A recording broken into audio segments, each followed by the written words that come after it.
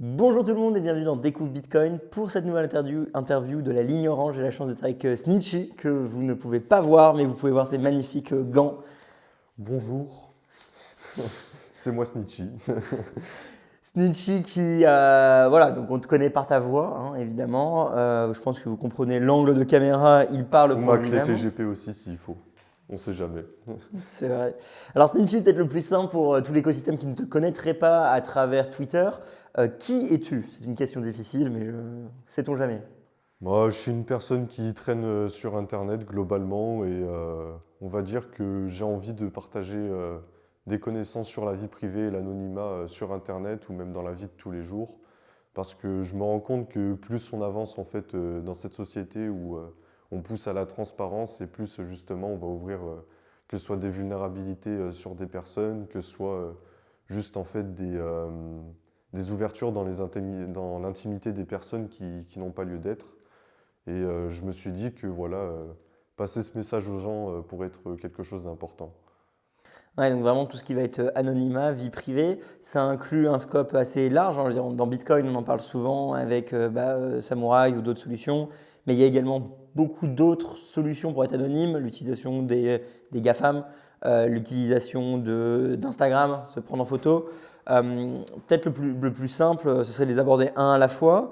Et toi, qu'est-ce que tu répondrais aux gens qui disent je veux être anonyme? Parce qu'il y a beaucoup de gens qui me disent ouais, j'ai envie d'être anonyme, j'en ai marre de Facebook, YouTube et Insta. C'est quoi la réponse à ces gens qui viennent te voir et disent comment faire? Bah, déjà, pour être anonyme, faut pas avoir de compte, parce que du moment que tu vas te créer un compte, en fait, tu te crées un identifiant, donc tu es identifiable, tu vas être sous pseudonyme, quoi. Donc l'anonymat, à partir de ce moment-là, il est mort. Il faut juste se dire que quand on veut être anonyme, en fait, on est là pour consulter des choses, on est là pour justement apprendre, aller, par exemple, je sais pas, on va prendre un front-end pour aller sur justement Twitter, regarder les fils d'actualité qui passent, etc. C'est ce que font des personnes dans des pays qui sont censurés, puisque justement, enfin, les communications sont censurées. Et voilà, grâce à l'anonymat, justement, bah, ces personnes vont consulter des réseaux sociaux, peut-être pas avec un compte, ils vont peut-être pas pouvoir agir directement, mais ils ont toujours déjà la possibilité de vraiment s'informer de manière anonyme. Après, on pourra aussi voir comment préserver un pseudonymat quand même assez élevé, enfin du moins le protéger et ne pas laisser sa vraie identité derrière à chaque fois, quoi. Ouais, c'est ça qui est le plus dur en fait, c'est que l'anonymat c'est extrêmement compliqué à obtenir, c'est très compliqué à maintenir, donc il y a vraiment des étapes. Et le gars lambda qui d'un coup veut passer de 0 à 100, c'est quasiment impossible. Bah, c'est quasiment impossible et il faut bien se dire que de toute façon, la notion de contrôle, elle n'existe pas vraiment. Parce que de toute façon, on le voit avec Bitcoin, hein, le but c'est qu'on contrôle entre guillemets les monnaies et Bitcoin est là pour être incontrôlable. Donc il faut se dire qu'on peut prendre des précautions, mais que le risque zéro n'existera jamais de toute façon.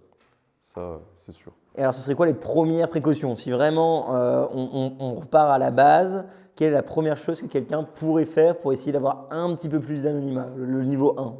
Alors, bah, s'il est sur Internet, déjà, c'est de ne pas utiliser sa connexion entre guillemets résidentielle ou son fournisseur d'accès Internet. Donc, par exemple, je ne vais pas utiliser, je sais pas, je vais pas utiliser ma box Bouygues de chez moi pour aller rechercher anonymement sur Internet. Aujourd'hui, on le voit très bien, on va dans n'importe quel café ou n'importe quel McDo, etc. On a des points Wi-Fi qui sont ouverts de partout. Et à partir de ce principe-là, du coup, vous prenez un ordinateur portable ou alors même comment dire, un smartphone. Vous lancez par exemple le navigateur Tor ou alors un VPN, mais bon, ça je le déconseille puisque c'est plus de la confidentialité que de l'anonymat. Et voilà, vous utilisez déjà Tor depuis un réseau sur lequel vous n'êtes pas identifié puisque ce n'est pas lié à votre nom. Donc on est déjà sur un niveau d'anonymat assez élevé, quoi. Ok. J'imagine, pour toutes les personnes qui ont déjà trahi beaucoup de leur vie privée parce que ils ont un compte Instagram, un compte Facebook, c'est quoi la solution? Parce que supprimer son compte Facebook, ça va pas forcément améliorer, ça peut améliorer? Enfin, tu peux supprimer, mais le problème, c'est que tu auras toujours des personnes qui vont faire des archives, tu auras des personnes qui vont faire des screenshots, tu auras des leaks de database qui vont se faire.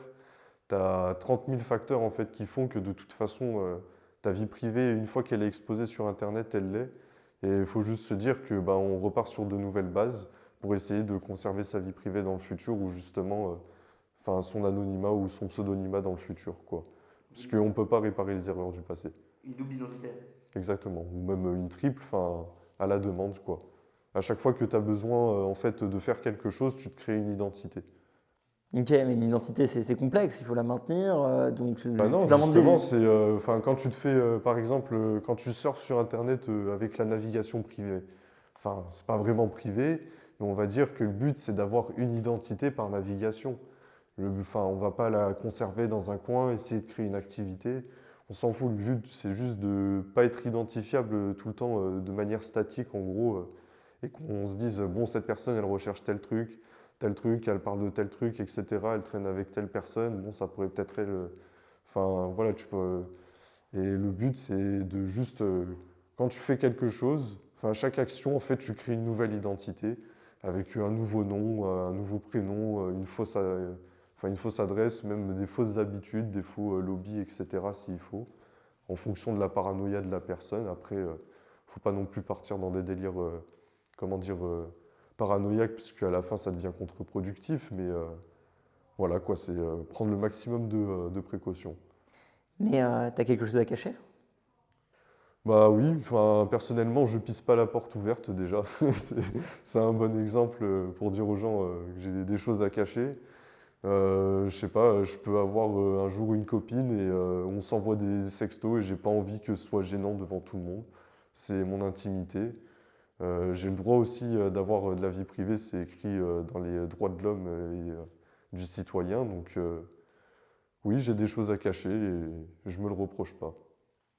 Non, non, je comprends, mais c'est souvent le premier Oui, mais argument, hein. je comprends totalement la question. Et c'est vrai que c'est assez pertinent, enfin c'est assez étonnant des fois quand les gens nous disent mais pourquoi? Et je suis, non, mais c'est la base de la liberté d'expression de pouvoir voter anonymement. C'est la base de la liberté de mouvement, de parole, de pouvoir dire je ne suis pas d'accord avec vous et peut-être vous avez tort. Et à partir du moment où on ne peut pas être pseudo-anonyme ou anonyme, il y a un vrai problème. On voit clairement qu'il y a une dérive autoritaire qui est en train de se mettre en place en France, en Europe, et même un peu partout dans le monde même. Du coup, il y a des outils pour se battre. Tu disais que finalement, tout ce que tu viens de dire aujourd'hui, ce n'est pas des outils, c'est plus des bonnes pratiques. Ouais. Est-ce qu'il y a également des outils qu'on peut utiliser outre les bonnes pratiques que tu as décrites? L'outil le plus simple, ça va être entre guillemets la distribution Tails. En gros, Tails, c'est une distribution Linux qui est éphémère. Et le but, c'est que voilà, tout ce qui va se passer sur votre ordinateur va être stocké en RAM. Et une fois que vous l'éteignez, en fait, toutes les données vont partir puisque c'est votre mémoire vive et elle va être complètement vidée, quoi. Et déjà, on part de ce principe. Donc, si votre ordinateur a un problème, entre guillemets, qu'il est saisi, etc., bah, il n'y a aucune donnée à récupérer. Et en plus de ça, on va faire en sorte que le routage soit forcément passé par Tor. Tor, c'est un réseau, bah, je ne sais pas si vous connaissez, mais en gros, c'est un réseau semi-décentralisé qui va faire que vous passez par plusieurs relais pour anonymiser votre connexion. Donc, au lieu que, par exemple, on va dire que le paquet Internet vient du fournisseur free.fr, et ben, il va venir d'une autre sortie du circuit Tor que vous aurez fait avec plein de relais à l'intérieur, quoi. Et c'est un moyen vachement simple de protéger son anonymat, parce qu'à partir de ce principe-là, vous prenez un ordinateur portable, à la limite, vous le sécurisez un petit peu, entre guillemets, en enlevant la pile du BIOS parce que vous êtes un petit peu parano. Vous enlevez le disque dur qui est à l'intérieur, vous gardez juste une clé USB que vous branchez et après vous allez justement dans un point Wi-Fi public. Vous créez vos comptes sur Internet avec des fausses identités, enfin des noms bidons entre guillemets.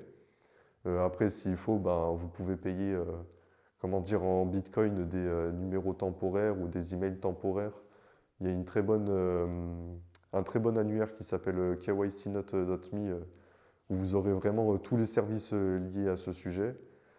Et à partir de ce principe-là, déjà, vous êtes quand même assez résistant à de la désanonymisation ou de la censure, enfin de la censure de la surveillance vraiment rapprochée, quoi. Ouais, tu as décrit SAT for number. Alors, je pense qu'il y en a peut-être un autre, mais donc tu payes des SAT, ils te donnent. Enfin, tu dis que tu as besoin. Ouais, c'est ça. Tu dis que tu as. Donc, imaginons typiquement, vous utilisez ProtonMail ou à la mise en place, ils vont vous demander un numéro de téléphone pour vérifier que vous êtes un être humain. Vous allez simplement utiliser ce service, payer 1000 SAT ou 10 000 SAT. Ils vont vous finalement vous donner un numéro de téléphone, ils vont ensuite vous donner le code de récupération, vous l'écrivez et terminé. C'est-à-dire que ProtonMail finalement n'a pas votre numéro de téléphone, vous utilisez un nom de téléphone bidon fourni par ce genre de service, ce qui permet d'éviter d'avoir son numéro de téléphone dans toutes les bases de données, vu qu'aujourd'hui ça devient courant de juste demander votre numéro de téléphone, alors que pourquoi on a besoin de votre numéro de téléphone? Quelle est la logique derrière? Le problème d'aujourd'hui avec les numéros de téléphone, c'est que quand on finit avec une base de données fuitée, enfin, je pense que ça vous est déjà arrivé, du jour au lendemain, bah, vous finissez avec des tonnes de spam en fait, avec des tonnes de scammers qui viennent, qui vous font oh, vous avez un, comment dire, un paiement de votre banque qu'il faut confirmer, un colis qui n'a pas été confirmé, etc.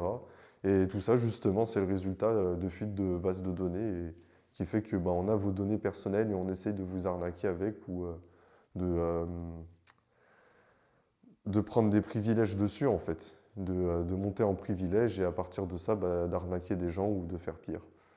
Ouais, mais c'est assez compliqué dans notre société de vraiment faire le virage inverse, hein, et faire un 180 degrés en se disant on demande de plus en plus d'infos, de plus en plus de KYC, on doit prouver qu'on n'est pas un robot, on doit prouver qu'on n'est pas une IA, ce qui est d'ailleurs désormais quasiment impossible à prouver qu'on n'est pas une IA, tu vois. Et donc on nous demande plus d'infos. C'est complètement paradoxal parce Ouais, que, on nous demande toujours plus d'infos et avec toutes ces infos en fait, qu'on donne, plus elles sont fuitées et plus les personnes en question qui voudront vraiment faire des choses criminelles ou quoi que ce soit, en fait ils vont juste usurper les personnes en question et justement ils auront toutes les informations nécessaires et on arrivera à des points où par exemple on aura des systèmes biométriques etc. Et là les personnes si elles arrivent avec un arnaqueur qui commence à récupérer leurs empreintes digitales ou quoi que ce soit, et ben c'est fini. C'est plus comme si on pouvait changer son mot de passe de son mail puisqu'il a été piraté. Là, c'est vos empreintes digitales qui sont entre guillemets piratées, c'est votre vie. On ne pourra plus changer ça. ouais, donc c'est vraiment l'usurpation de l'identité, tu penses, l'un des risques majeurs du KYC C'est l'un des plus gros risques. Enfin, il y a la censure déjà qui acte beaucoup, puisque comment dire, on nomme les gens sur les idées alors que ça n'a pas lieu d'être. On a bah, la surveillance aussi. Et on a aussi l'usurpation, puisque voilà, les personnes aussi qui voudront faire des choses, soit justement pour contrer la censure, soit pour faire de l'illégalité ou quoi que ce soit, vont essayer de faire de l'usurpation tôt ou tard. Et à ce moment-là, ben, ils vont chercher justement toutes les informations qui ont leaké. Et les informations-là, bah, c'était des personnes, enfin pas crédules, mais des personnes à qui on a forcé de fuiter tout ça, quoi. Ouais, c'est terrible. Et il y a pas mal de documentaires hein, justement sur I Just Got Hack ou d'autres comme ça qui littéralement poussent le hack jusqu'au bout. C'est-à-dire que, vas-y, si demain vous me hackez et vous hackez la personne Roxy, quels sont les dommages que vous pouvez me faire sur moi, sur potentiellement peut-être les viewers, sur ma famille, sur mon épargne, sur ma vie, sur ma psychologie. Et en fait, on se rend compte que quand on est hacké, quand on vole notre identité, on peut, si on veut, hein, vraiment détruire la vie de quelqu'un assez facilement. C'est terrible comme situation, tu vois. Et alors, tu as parlé d'outils, tu as parlé de Tor. Est-ce qu'il y a des alternatives peut-être plus simples que Tor ou d'autres alternatives peut-être plus sécurisées? Tor est lent, Tor a eu des attaques, Tor est semi-décentralisé. Quelle alternative ou quel est le futur pour toi pour Tor ou tous ces réseaux anonymes qui vont être interdits un jour ou un autre peut-être? Je pense pas vraiment qu'on puisse interdire les réseaux là, parce que enfin, ça a aucun sens en fait, puisque je te prends un exemple tout simple. En fait, on va prendre les darknet market, puisqu'on part directement de Tor. Donc les darknet market, c'est des, comment dire, des darknet, enfin des places de marché qui sont littéralement illégales. Et en fait, elles utilisent déjà le protocole HTTP. Donc s'il faudrait vraiment interdire comment dire, l'hébergement illégal, à ce moment-là, ce serait même pas vraiment Tor qu'il faudrait attaquer, ce serait Internet en fait. Il faudrait attaquer le protocole HTTP, le protocole IP, enfin, ça n'a aucun sens. Et même les FAI aujourd'hui, enfin, tu as des criminels qui vont utiliser des FAI pour faire tout et n'importe quoi. Et le FAI, il n'a pas à être responsable parce qu'il se fait exploiter par quelqu'un d'autre.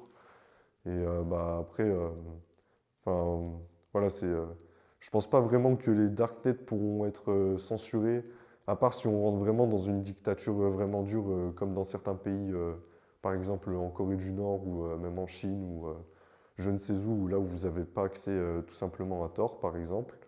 Et à ce moment-là, bah, il y aura peut-être le réseau I2P.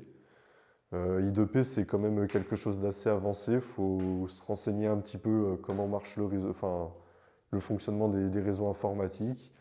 Mais en gros, I2P, le but, c'est de créer un darknet pair à pair, c'est-à-dire On fait un hybride de Tor et de BitTorrent, le protocole qu'on utilise pour partager des fichiers.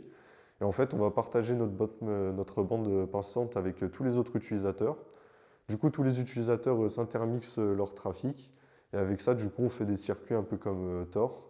Ce qui fait qu'on arrive à garder une bonne bande passante puisqu'on a plein d'utilisateurs.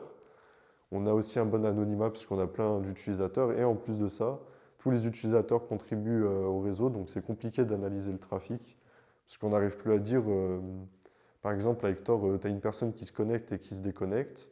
Bah là, tu as une personne qui surveille le réseau, elle dit ah, cette personne elle se connecte, elle se déconnecte, elle a une activité. Là, avec I2P, tu peux laisser le tourner entre guillemets H24 sur un petit Raspberry en arrière-plan. Et là, ça devient compliqué de dire quand tu as été sur I2P ou pas, parce que tu es tout le temps en train de partager du trafic.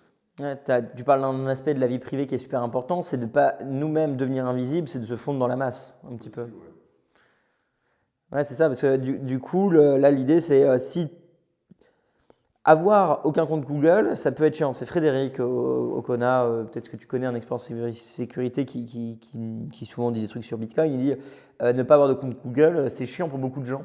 Mais finalement, en avoir 10, 15, 20, ça ne permet pas de savoir qui tu es. Donc en fait, si tous les jours tu vas sur un compte Google différent et qu'en un clic tu changes, au final, qu'est-ce que Google sait? Il ne sait rien, il ne sait pas que c'est toi. Tu vois. Et donc se fondre dans la masse, c'est toujours une bonne solution. Et finalement, avec Bitcoin, c'est pareil. Quand on parle d'heuristique, ce qu'on veut, c'est qu'on casse l'analyse de chaîne parce que du coup, on ne permet pas de comprendre que toi, tu as fait quelque chose. On essaie de dire, en fait, on ne peut pas différencier le mal du bien, tu vois.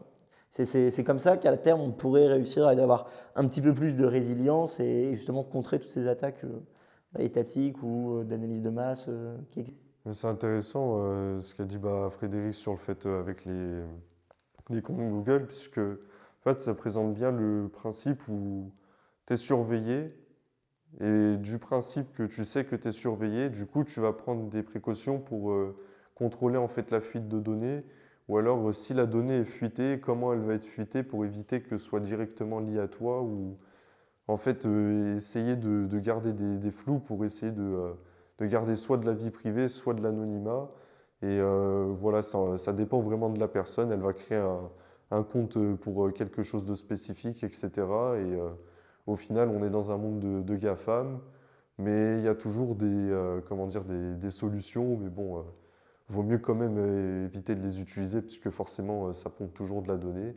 Si c'est pour utiliser juste des services mail, des trucs comme ça, on a pris l'exemple de Proton Mail, mais il y a plein d'autres services mail. Vous regarderez dans comment s'appelle l'annuaire kycnote.me et juste vous prenez des services en fait sans identité et globalement normalement vous en sortirez bien, pardon. Non, c'est ça. Et puis ce qu'il faut vraiment comprendre, hein, c'est que voilà, c'est comme la sécurité informatique, c'est comme Bitcoin, c'est petit à petit, vous allez commencer à mettre en place des meilleures pratiques, vous allez commencer à mettre en place des systèmes qui vous permettent de ne plus arrêter d'utiliser Google Drive.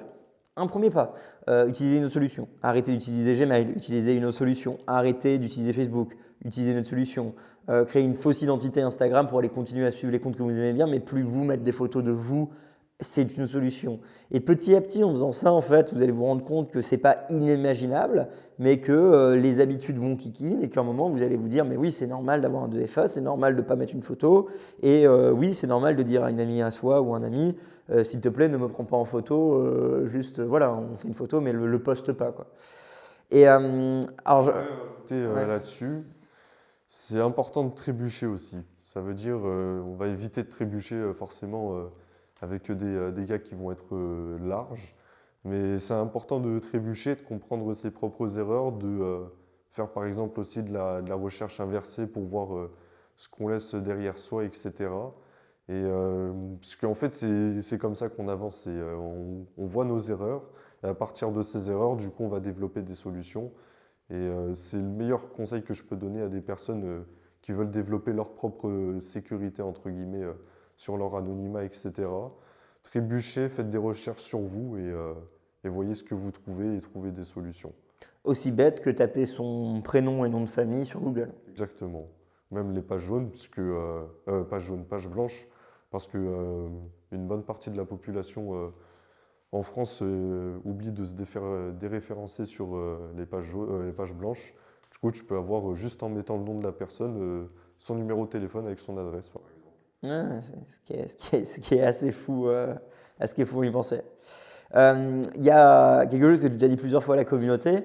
On aimerait, évidemment, dans l'académie, toujours avoir plus de contenu pour accompagner les gens, parce que, bah, évidemment, on vous dit que là, c'est fait de ça, mais je comprends que certaines personnes n'ont pas juste envie de le faire, ils ont envie d'être accompagnés. Et du coup, tu t'étais proposé pour créer des petits. Donc, on a eu Sécurité 101 qui est sorti, et tu proposais de faire une formation un peu plus poussée d'un point de vue anonymat. Sécurité 102, 3, il faudra trouver un nom. Est-ce que tu pourrais peut-être nous dire nous en dire un petit peu plus? Qu'est-ce que tu penses véhiculer à travers cette formation? Et voilà, teaser un petit peu pour les curieux.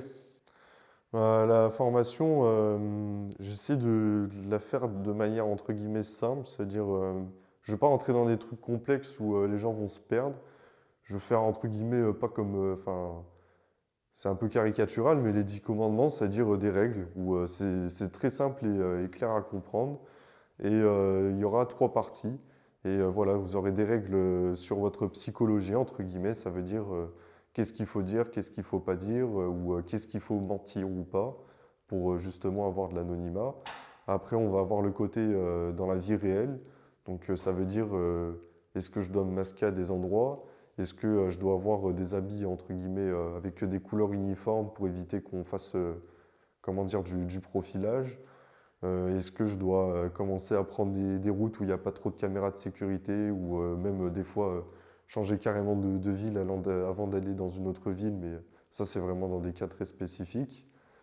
Et voilà, on va faire le psychologique, entre guillemets la réalité, puis une partie sur le numérique bien sûr. On va voir bah, soit les services, comment dire, les services non KYC, comment on s'inscrit basiquement.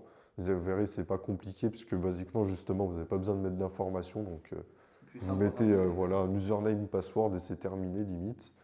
On verra bah, les réseaux comme les darknets, comment les utiliser. On verra aussi une configuration pour votre navigateur pour éviter comment dire, de laisser des empreintes derrière vous, voire même de laisser des failles de sécurité derrière vous. Parce qu'une personne, suffit qu'il y ait un exploit possible dans votre navigateur, par exemple, et que vous ayez une session trop longue, que vous ayez téléchargé plein de choses, et la personne va, enfin, comment dire, récupérer tout simplement ce qui a été téléchargé dans le navigateur et voir ce qui a été fait, etc. Donc il y aura aussi voilà, une partie dans le numérique, et vraiment avoir 3 types d'hygiène différents pour que vous ayez vraiment à chaque fois plusieurs terrains sur lesquels tâter et vous faire des idées sur quoi faire, etc. Ouais, je pense que celui que les gens sous-estiment, parce que c'est contre, enfin, c'est contre nature, c'est un peu contre la société, c'est le mensonge. Au final, le mensonge est une énorme arme pour la vie privée, parce que, bah oui, moi je prends un Blablacar, j'ai pas envie de dire que je fais du Bitcoin. Je veux dire, vous savez que je fais du Bitcoin, je suis cramé depuis le début, et ça a été acté que j'étais cramé, parce que je devais me cramer pour toute la communauté. Mais c'est pas une raison pour aller crier haut et fort au premier Blablacar, ou quand je fais du stop, que je suis dans Bitcoin. Je me balade pas avec mes t-shirts avec des énormes logos Bitcoin. C'est pour ça que c'est infini sur 21, mais les logos enfin la marque qu'on a développée. Et donc réussir à avoir cette double identité ou en soirée, voilà, je suis website designer, enfin je suis designer UX. Bah, est-ce mal de mentir pour autant? C'est pas que j'ai pas envie de parler de Bitcoin. Des fois, j'ai pas envie de parler de Bitcoin en soirée, et puis j'ai pas envie de crier haut et fort que bonjour, j'en ai, tu vois. Si le mensonge il est mal, il faudrait déjà dire aux enfants que le Père Noël il n'existe pas. Donc faudrait qu'on commence déjà de beaucoup plus bas. Mais de toute façon, enfin, tu peux pas empêcher un mensonge. Donc bon, les gens pourront mentir, ils pourront dire ce qu'ils veulent. C'est la vie, quoi. Enfin, franchement, je sais pas quoi dire là-dessus. Je suis Non, non, désolé. non, mais c'est complètement normal. Ouais, comment être sécure enfin, déjà, comment savoir, par exemple, savoir s'il n'y a pas quelqu'un qui s'est infiltré chez toi, enfin, je sais même pas si c'est possible. Alors là, Toi, je vais poser la question. le problème, c'est que j'ai envie d'y répondre, mais j'ai envie de dire c'est plus de la sécurité que de la vie privée ou de l'anonymat, quoi. C'est un domaine un peu plus large, mais bon, enfin, comment vérifier ça, à la limite, bon, comment dire, si tu es sur Linux, tu vas regarder les services qui sont ouverts tout simplement par ton command line. Si tu es sur Windows, tu vas faire pareil avec le gestionnaire des tâches, tu vas regarder ce qui tourne en réseau. Et si tu vois que enfin, tu fais littéralement rien sur ton ordi et que tu as comment dire, ta carte réseau qui commence à envoyer des paquets, c'est qu'il se passe un truc pas normal déjà. C'est pareil, bah, tu fais sur Mac, je sais pas s'il y a un gestionnaire de tâches, puisque j'ai jamais utilisé OS X, mais voilà, enfin, il faut juste regarder en fait ce qui tourne sur son propre ordinateur et ça peut être aussi une bonne base. Prendre par exemple le gestionnaire des tâches, regarder ce qui tourne sur votre ordinateur et vous posez la question, vous dites tiens c'est quoi? Vous regardez sur internet, vous regardez les noms des programmes, à quoi ils servent et à ce moment-là vous aurez littéralement la meilleure réponse à votre question sur laquelle s'il faut supprimer ou pas le service en question. Éviter d'avoir des logiciels inutiles. Enfin voilà, c'est pareil pour les applications, c'est aussi les autorisations que vous donnez. Oui, moi, à chaque fois que j'utilise Signal, je leur redis oui, utilisez cette caméra uniquement cette fois. C'est-à-dire que systématiquement, quand je dois prendre une photo ou scanner un QR code pour payer en Bitcoin, je redis oui uniquement cette fois. Je ne t'ai pas donné l'autorisation d'utiliser constamment ma caméra. C'est chiant, mais c'est des compromis que je décide de faire. Parlons de Bitcoin, Monero. Monero, alors voilà, un bitcoiner maximaliste, on ne parle jamais d'altcoin, mais il y a un altcoin parmi la communauté des bitcoiners qui est toléré. Ça s'appelle Monero. Alors je dis toléré avec des guillemets parce que c'est libre à chacun de l'aimer ou de ne pas l'aimer. Il y a des problèmes fondamentaux avec Monero, donc que je vais dire, c'est simplement qu'on ne peut pas auditer la quantité de Monero en circulation. On va dire on peut, mais pas enfin, à 100%, quoi. C'est-à-dire mathématiquement on peut, mais est-ce que c'est vraiment vrai? Voilà. Ouais, donc on n'a aucune preuve qu'il y a un nombre fini de Monero. Et, bref, donc c'est embêtant en termes de monnaie d'épargne très long terme comme Bitcoin hors digital, vous comprenez le principe des 21 millions. Par contre, en termes d'anonymat, Monero est utilisé par beaucoup de Bitcoiners, y compris des services de swap Monero-Bitcoin. Est-ce que tu pourrais me parler un petit peu de Monero? Je sais que voilà, tu as un penchant dessus, quitte à ce que des fois on ouvre la conversation, ça peut être l'occasion. Monero, c'est le moyen le plus simple, entre guillemets, aujourd'hui pour vous faire vos transactions anonymement et confidentiellement sur Internet. En gros, ça part d'un principe très simple. On a, comment dire, la blockchain Monero qui va faire les inputs et outputs que vous connaissez très bien. Les outputs, ce sont des adresses discrètes, c'est-à-dire que ce sont des adresses qui sont générées entre guillemets aléatoirement, enfin, de manière cryptographique. Et du coup, ces adresses discrètes vont être utilisées dans ce qu'on appelle les signatures en cercle pour déplacer des fonds. Ça veut dire que moi, quand je vais envoyer des fonds à quelqu'un, eh ben, ça se trouve qu'il y a une autre personne dans le monde, quand il va vouloir dépenser ses fonds, eh ben, il va récolter l'adresse discrète de la personne à qui j'ai envoyé des fonds pour justement comment dire, mixer entre guillemets et à la fin on n'arrive plus à savoir si un output a vraiment été dépensé ou pas, parce qu'en fait il a été dépensé par plusieurs personnes différentes dans plusieurs signatures en cercle. Et en plus de ça, on a ce qu'on appelle les transactions confidentielles qui font que les montants ne seront pas révélés. On peut juste dire en fait qu'il n'y a pas eu de Monero qui a été créé ou supprimé. Après, seul truc qu'on peut dire. Ouais, du coup, quand on envoie, enfin, c'est un peu il y a un mème que j'aime bien. Et voilà, vous savez que on parle jamais d'alcool, mais là, je fais des exceptions parce que, un, je suis pas extrémiste dans l'idée, et deux, qu'il y a un mème que j'aime beaucoup, c'est le gymnaste. Alors, je sais pas si vous voyez, en haut, il y a un mec qui fait des anneaux, qui saute sur un truc de cheval, qui termine par passer dans un tuyau et qui termine. Et en gros, ça c'est Bitcoin, CoinJoin, UTXO Control, non KYC Buy-in.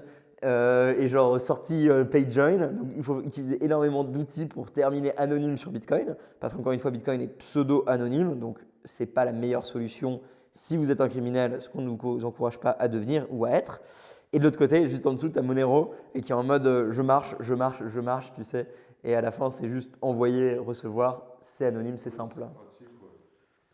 Du moment que justement on passe pas de KYC ou qu'on en acquiert anonymement, enfin par des services, etc. enfin, vous êtes globalement tranquille, quoi, parce que vous n'avez pas à bouger vos coins et automatiquement, en fait, les gens vont les réutiliser.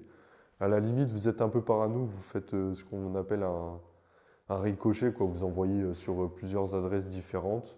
Vous attendez, vous faites de manière aléatoire comme ça, vous cassez carrément tout ce qui est les histoires de time zone, etc. Et à ce moment-là, bah, voilà, vous avez du cash sur Internet, quoi. Et bah, moi, c'est justement d'en parler pour les bitcoiners. Moi, je leur conseille de l'utiliser entre guillemets en compte courant. C'est-à-dire que tu as, je sais pas, 50 euros qui traînent juste pour les dépenser, quoi. Et en gros, ça te sert de cash, quoi. De toute façon, ça sert pas, enfin, t'as pas besoin de t'en servir plus que ça, quoi. Oui, vu que tu ne sais pas le nombre, ne mettez pas votre épargne là-dedans, aucun conseil financier ou quoi que ce soit. Et les bitcoiners utilisent aussi souvent en swap, parce que du coup, bon, on va avoir, on aura, ou je ne sais pas quand est-ce que ça portera, mais un jour ou un autre, ne vous inquiétez pas qu'on va avoir tous les tutoriels possibles et imaginables sur la vie privée. Évidemment, c'est le principe de l'université souveraine.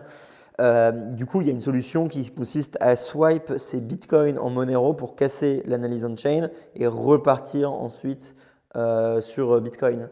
Ça, c'est très déconseillé. Ah, c'est qu'on déconseillé? Ah, d'accord, c'est intéressant. En fait, le problème, c'est que faites des montants d'entrée et de sortie et que ces montants-là, bah, ils sont transparents. Et à partir de ce principe, soit vous êtes avec plusieurs utilisateurs différents qui vont faire exactement le même nombre de bitcoins en entrée et en sortie. À ce moment-là, bon, bah, ça va être compliqué puisque justement Monero va être en place. Mais si on commence à envoyer des montants entre guillemets très très précis vers Monero, puis vers Bitcoin sur une période très courte, ça va pas vraiment améliorer votre anonymat, quoi. Le mieux, ça va être de faire par exemple votre swap Monero, directement dépenser vos Monero, faire vos trucs, et après avec le reste de Monero, et ben, vous les repassez en Bitcoin. À ce moment-là, vous n'avez pas les mêmes balances qui sont entrées et sorties. Il y a eu de l'activité qui a été faite, donc il y a eu des transactions qui ont été faites, etc. Donc vous gardez un anonymat global assez préservé, quoi. Un Ok. pseudonymat surtout sur Bitcoin.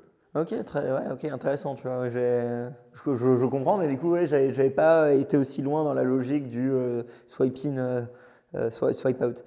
Et alors, du coup, quelle est la prochaine évolution que tu aimerais voir sur Bitcoin, dans notre écosystème, pour justement améliorer cet anonymat ou détruire plus l'analyse on-chain qui arrive?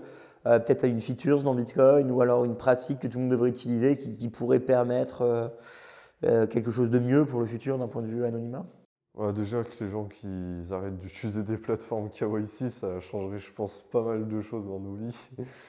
Qu'ils utilisent des portefeuilles tout simplement focus sur la vie privée, comme vous avez présenté avec Sparrow et Samurai. C'est largement suffisant en termes d'anonymat, puisque vous passez dans des CoinJoin qui peuvent être ultra larges en termes de remix en set d'anonymat. Donc je pense que les outils sont déjà là, il faut qu'ils soient beaucoup plus utilisés. Et ensuite, pourquoi pas avoir justement des transactions confidentielles, des choses comme ça sur Bitcoin. Mais je sais que ça fait débat dans la communauté par rapport à l'auditabilité ou quoi que ce soit. Bah, je sais pas, moi je me dis, voilà, ça fait débat, tant mieux. Ouais. Au moins ça parle de privacy enfin, ou d'anonymat et ça me fait plaisir. Ça, Wasabi ou Samouraï, au pire, les gens réfléchissent pourquoi l'un ou l'autre. Vaut mieux leur dire de passer par Samurai que Wasabi. Parce que Wasabi, il y a quelques problèmes au niveau des coin control. Parlons de Wasabi, alors ton avis par rapport à Wasabi? Alors, moi, mon avis sur Wasabi, il est assez spécial. Enfin, à la base, je trouvais ça intéressant puisque on va dire que c'est flexible en termes des montants. Tu peux faire. Enfin, c'est batché, tu as tous les montants qui rentrent en même temps qui sont CoinJoin, etc. C'est pas, comment dire, avec des pools où c'est fixe. Mais justement, ça crée un problème dans le design puisque des pools qui sont fixes, tu es sûr et certain que quand tu remixes, comment dire, les entrées et sorties, elles sont tout le temps égales. Donc, tu n'as aucun problème à te poser là-dessus. Alors que sur Wasabi, imaginons que tu es, je sais pas, une crevette ou comment dire, une baleine. Ben, dans les deux cas, ça se trouve, tu ne vas pas être comment dire, correspondant à toute la liquidité qui va passer dans le CoinJoin. Déjà, ça pose un problème puisqu'on va devoir entrer et sortir comme ça dans un CoinJoin, quoi. Il y a ce concept-là qui a eu des problèmes. Il y avait l'histoire de coin control. C'est-à-dire que quand vous faisiez des coin join, en fait, des fois, il y avait des montants qui n'étaient pas mixables qui passaient en UTXO de change. Et cet UTXO de change, en gros, il n'était pas bloqué. Ça faisait que si vous dépensez vos bitcoins mixés, en fait, votre UTXO de change, qui est toxique, entre guillemets, vu qu'il n'a pas été mixé, bah, il part avec vos coins mixés. Du coup, vous êtes démixés. Et c'est toutes ces, comment dire, ces vulnérabilités qui ont été exposées par, bon, il y a eu, comment dire, la team Samurai, mais aussi des utilisateurs de Wasabi. Il y a eu les histoires aussi des collaborations avec, comment dire, les Chainalysis ou même les forces de l'ordre, etc., qui sont assez discutables, qui font qu'on a du mal à conseiller Wasabi vraiment à des gens qui veulent rester anonymes, quoi. Ouais, grand drama Wasabi Samurai en contrebalance parce que je pense que c'est important. On aura probablement Thibaut qui bosse, Maréchal que vous avez déjà eu sur la chaîne, mais sur Docs Reserve, mais qui maintenant bosse chez Wasabi. C'est public, je ne spoil rien, je ne doxe rien.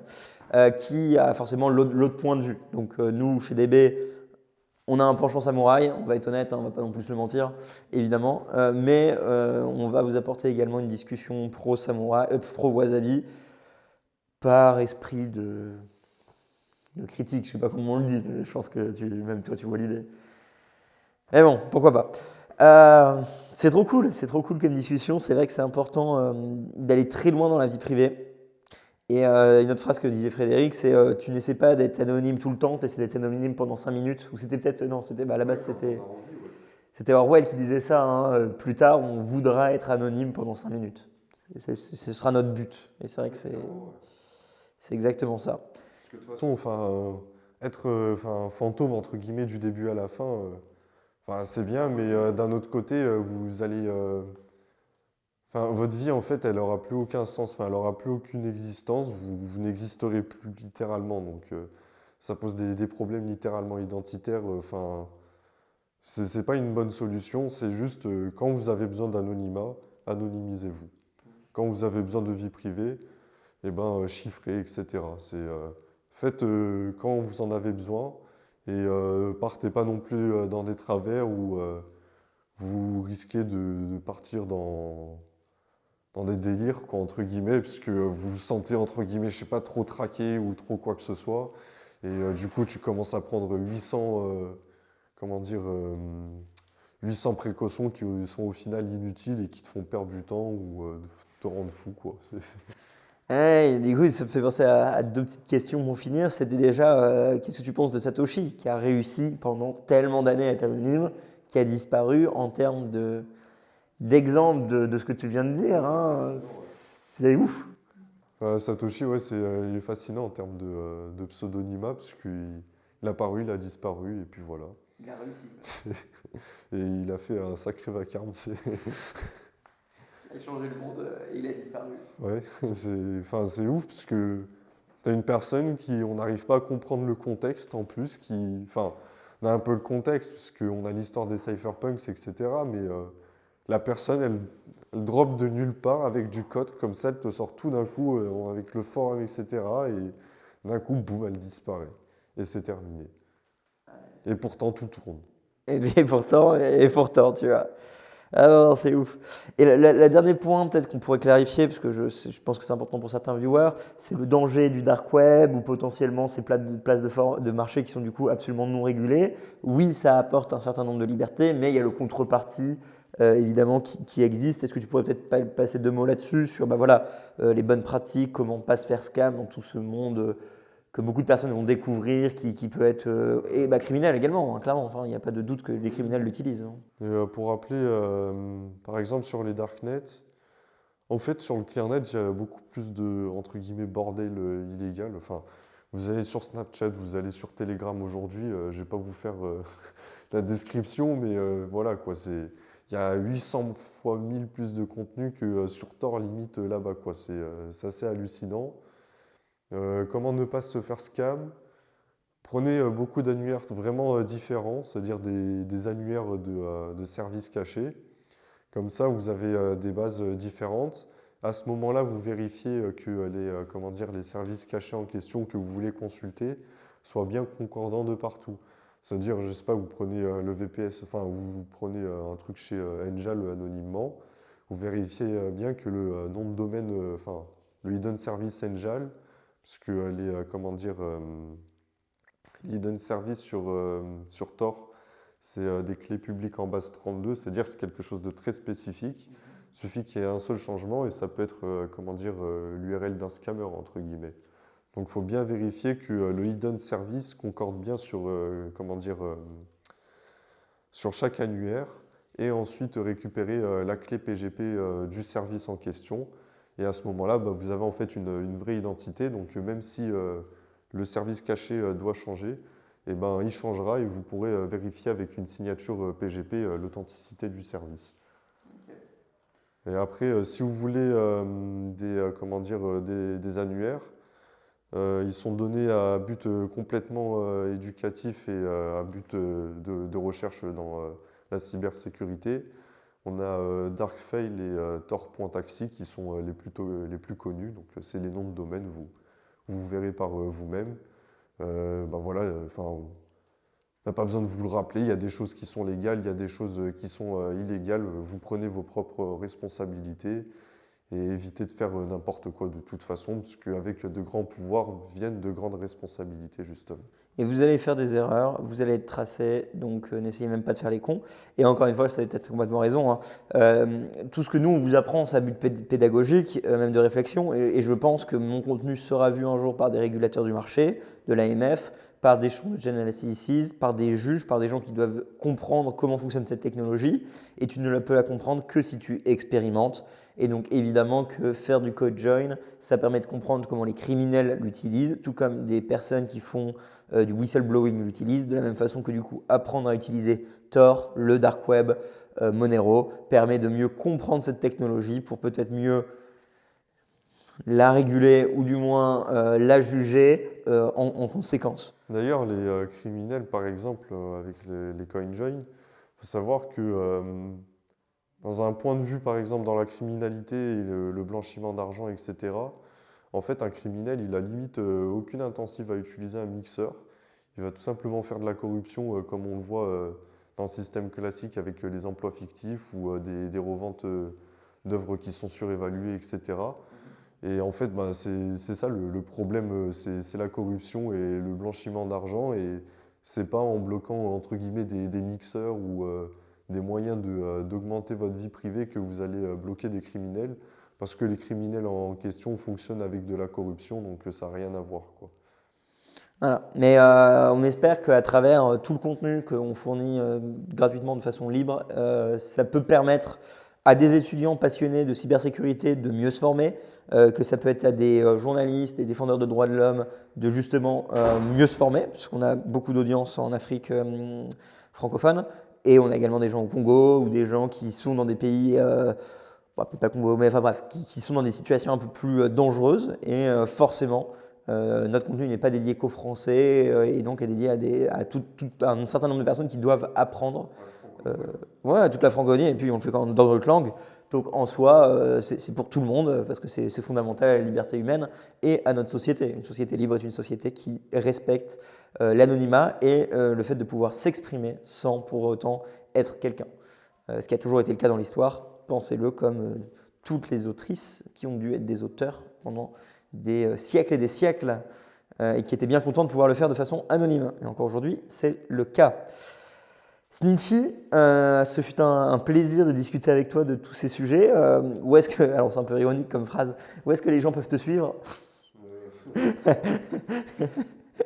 dire Twitter, hein, vous marquez Snitchy et vous verrez Snitchy-SC.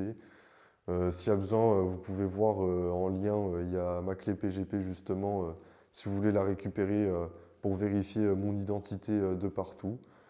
Et voilà. Et également, du coup, si vous avez des questions plus sur la vie privée, le Discord Découvre Bitcoin a souvent des gens qui sont prêts à vous répondre. Et encore une fois, l'Université Souveraine aura donc Sécurité 101 pour de la remise à jour de sécurité si jamais vous êtes vraiment dans le début de votre recherche. Et ensuite, à terme, peut-être, la formation de Snitchy pour aller beaucoup plus loin là-dessus. Et puis peut-être que, qui sait, on aura également Sécu 201 et peut-être 401 un jour pour vous apprendre à vous-même faire des choses encore plus poussées pour devenir des experts en cybersécurité, ce qui serait quand même super cool. Snitchy, merci beaucoup pour ton temps.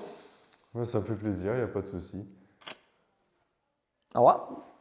Merci d'avoir écouté la vidéo. Pour nous suivre sur les réseaux, c'est Découvre Bitcoin. Un grand merci aux Patreon, aux personnes qui font des donations ou qui nous soutiennent via le e-commerce pour qu'on puisse continuer à fournir des formations, tutoriels et interviews gratuites en 3 langues. Pour plus d'informations sur Bitcoin ou pour n'importe quelle autre question, rendez-vous directement sur www.découvrebitcoin.com. On se retrouve pour la prochaine vidéo. À bientôt les amis.